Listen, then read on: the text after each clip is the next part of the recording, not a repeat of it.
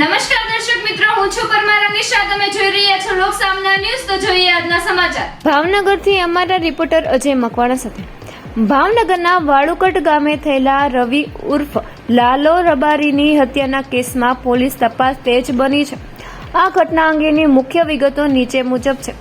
ઘટના સ્થળ પર રિકન્સ્ટ્રક્શન વરતેજ પોલીસ દ્વારા પકડાયેલા 3 આરોપીઓ હરેશ આલ, કિશોર ઉર્ફ કિશન ચૌહાણ અને રોહિત સિહોરા ને સાથે રાખીને વાળુકટ ગામમાં ક્રાઇમ સીનનું રિકન્સ્ટ્રક્શન કરવામાં આવ્યું હતું.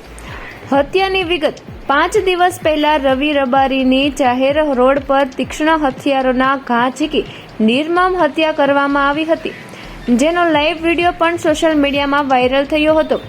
મુખ્ય સૂત્રધાર ફરાર. પોલીસના જણાવ્યા અનુસાર આ સમગ્ર ષડયંત્રનો મુખ્ય આરોપી અને યુવતીનો પિતા મુન્ના પ્રફુલ બલિયા હજુ પણ પોલીસ પકડથી દૂર છે.